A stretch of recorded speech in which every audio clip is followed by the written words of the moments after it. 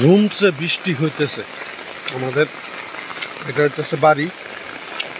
দেখেন এই যে আমাদের বাড়ির ছোট্ট গাছে এই যে আম ধরছে, দেখাই।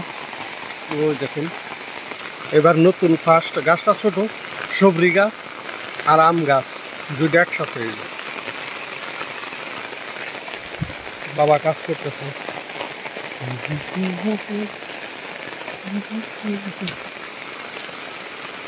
আমি এই যে কড়া খাইলাম, খাইয়া এখন আবার আমি গাখির নিয়ে যাব, মানে দুধ নিয়ে যাব।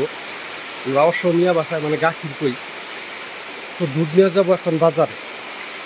প্রচুর বৃষ্টি হইতেছে, তারপরেও টাইম মতো গাখির নিয়ে যাওয়া লাগবো, দুধ নিয়ে যাওয়া লাগবো, নাহলে তো কাম হইব না। কারণ গাখির দুধ দেই মেশিনে দিয়ে টাইম মতো না নিয়ে গেলে বেজাল, যার জন্যে।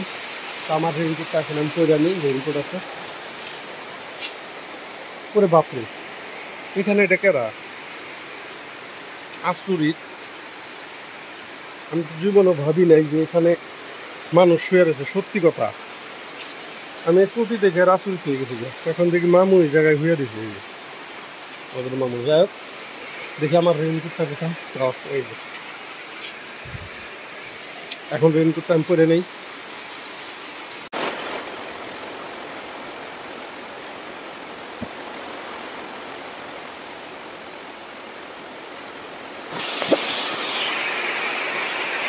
রেডি রওনা দেবো।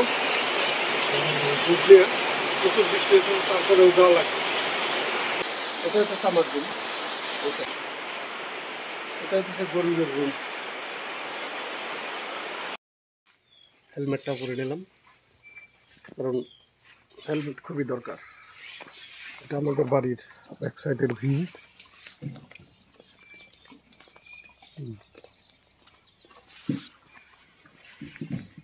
ওকে, বাই।